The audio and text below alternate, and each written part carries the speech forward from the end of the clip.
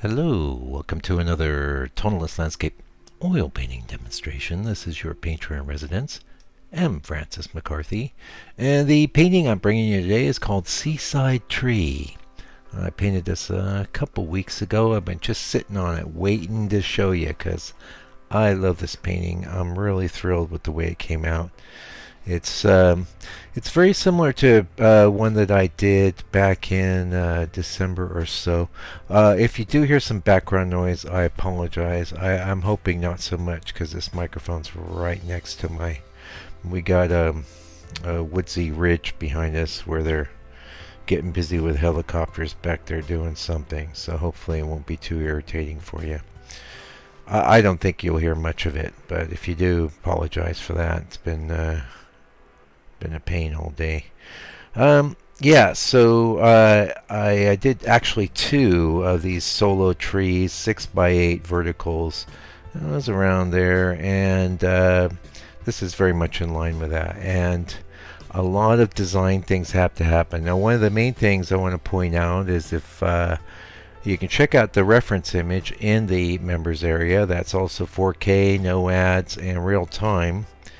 And if you were to see this reference image, you would see that I did a lot of little things in Photoshop, but one thing I had was two trees, not one. And when it came down to crunch time where we started putting paint on the board, yeah, it was pretty clear that two trees wasn't going to be very good. And that's the sort of thing that's based on just experience and intuition, and you've got to build those muscles. There's no way. Actually, it's very much like speaking a foreign language. I was thinking about that.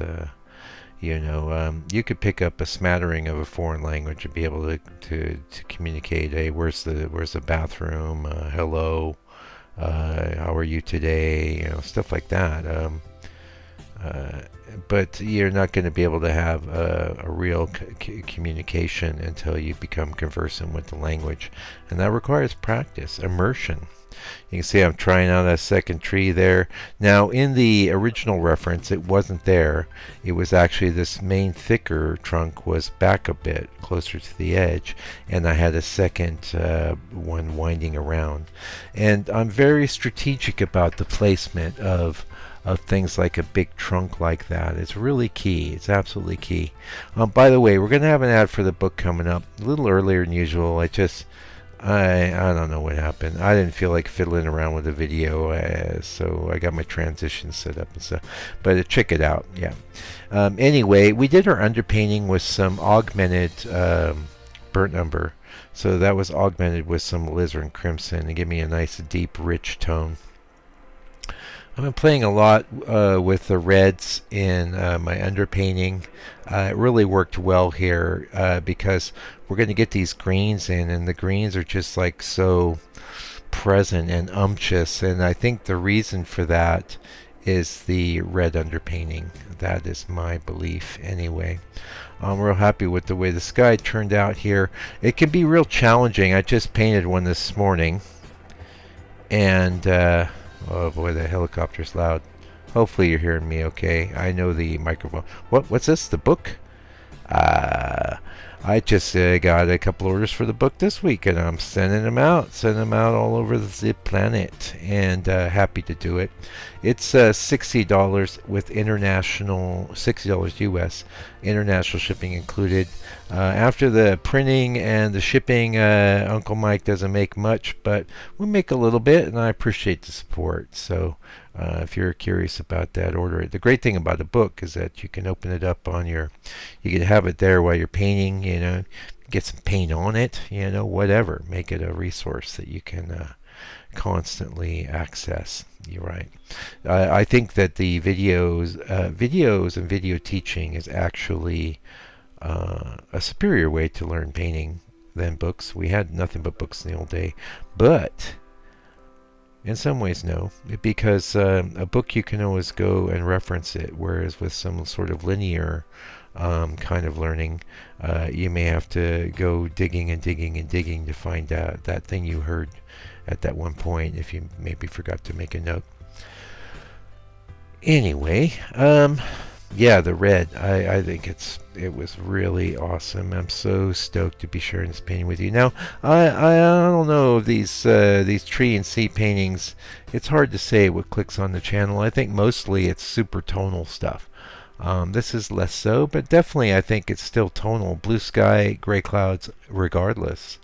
No one said you can't make tonal paintings of blue skies. I've just proved it. And what is making this tonal? You see it's the restraint in the value structure. It is values that determine whether a painting is tonal or not, much more so than color. Here too. Oh, so I was just talking about the one I was doing this morning, and it's very challenging to just have a chunk of a sky like this, moving around the tree. It's more challenging to get interesting components in the sky. I was really stoked with the way this one worked out. The one I did this morning, a little less so, but that's pretty awesome painting too. I know it's going to sell, and I think this one will too. I think it's a very strong, sort of almost a graphic type of statement it's making, and it's a culmination of working on this sort of subject for a long time, and um, yeah, I'm really stoked with it. Hopefully you're digging watching me put it together. Yeah. So, I know we get new people here all the time. With the skies, I like to bring in the blue first because it's behind everything else. Then the grays. It's nice to bring in some grays that are close in value to the blue of the sky. That way you get some nice transitions there. The toughest thing to deal with in the sky is when you just put something very light over something that's much less so. And of course that's the whole challenge with the trees over the sky as well. The sky is always quite bright, and your vertical elements in a landscape tend to be the darkest things in a landscape. So one of my big I've got a lot of strategies, and the number one strategy, it's sort of hidden in plain sight, is to do an underpainting. So now I can paint my sky and I know exactly where my tree is going to be. It might change a little here or there. In fact, there was a painting I did this week where I felt the tree was like too skinny-ish, so I started piling dark paint over the sky itself. I got it to work, but it wasn't quite as elegant as I maybe would have liked. And, sometimes every painting is a struggle.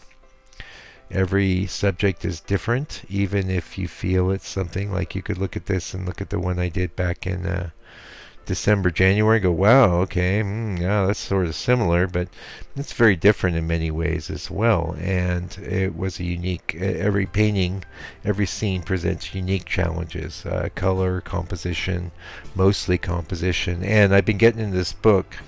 I'm still reading the famous artists courses, the advanced series, which are books you can find online. And I'm reading one by a guy named Ben Stahl, who's bringing in a lot more of the fine art thing. But one point he was making, you could go, oh, I don't really care about illustration. I'm into fine art. But pictures are pictures. If you're going to make something that's a strong, a picture, whether it's fine art picture or an illustration picture, the elements have to be good. And one of the things he said that really won me over early on is he says of all of the challenges that are a part of picture making, composition is the greatest and most important, and I completely agree with that.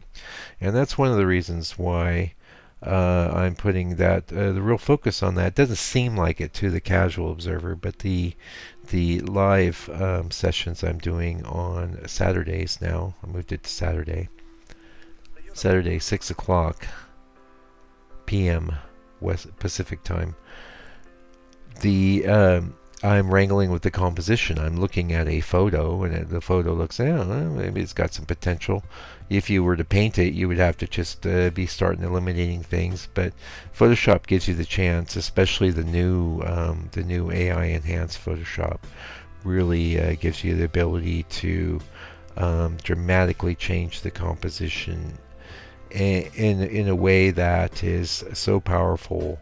I've just last night discovered an even more powerful wrinkle that I'll be sharing on my next live stream, which will be Saturday at 6, so check that out. But composition is it.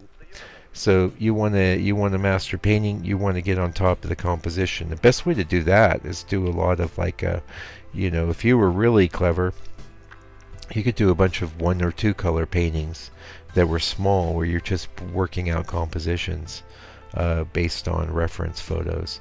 And I again would encourage people to check out those live streams and look what I do, because I'll be honest with you, I'm actually spending a lot more time with the reference than I used to now that I have this AI function. But I'm getting much stronger reference, so that means much stronger paintings. So at the end of the day, who cares how long it took to do a painting or to set up the reference? Nobody cares, I can tell you that. Because what we want is the painting. The painting is going to be hanging on the wall, beautifying whatever place it's hanging up. And nobody will care how long it took to make. Could have took just a short time, or it could have taken years to make. The time it takes to apprehend it, it's not going to be that long, but it could be impactful, it could be powerful, and especially something like having a painting hanging up in an environment is very impactful, very powerful. And I've had people, I don't, get into any funny kind of substances or anything, but I've had friends that did, and have observed my painting and said that they were really a trip, man, and I can believe it, because there's a lot that's condensed into that. There's so much. Painting is so powerful, and the AI monster won't be able to take that away. It can, scan your work and spit out,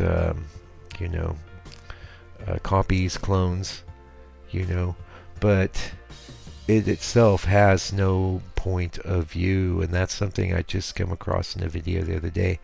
And that's something that I was really stressing in these video courses too, that you want to work hard to get yourself some skills. You want to practice your drawing. You want to be able to get a good likeness of a person or a tree or whatever it is you feel like expressing. I think you should work hard to be able to draw it, render it, whatever you need to do, paint it.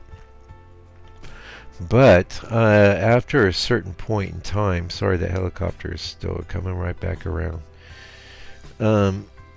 After a certain point in time where you've accumulated a decent amount of skills that you can actually work these things out, what we're really interested in is not seeing you make something increasingly photographic or increasingly representational.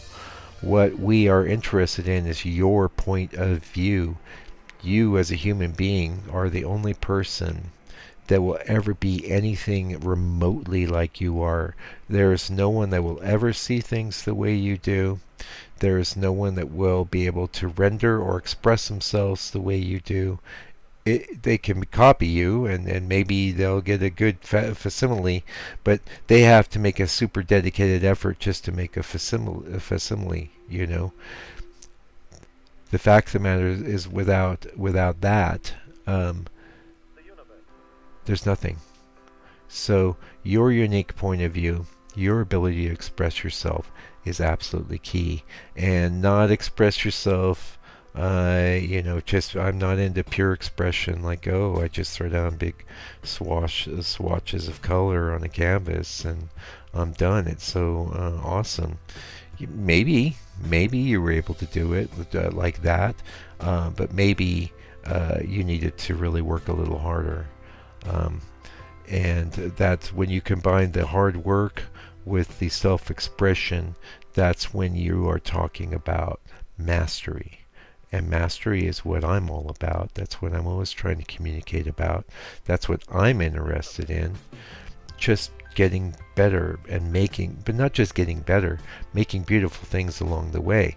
Once you hit a certain level, you're just creating beautiful work. And sometimes you create a stinker, and sometimes, like this morning, it's a flawed bit of work.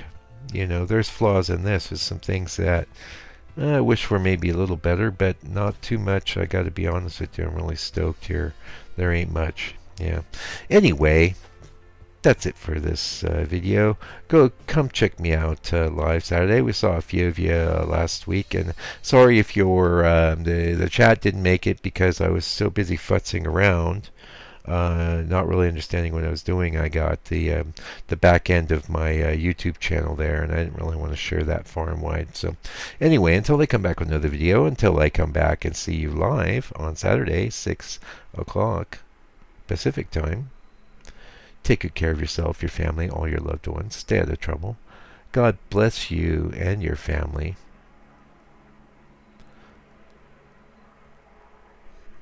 Fight the power.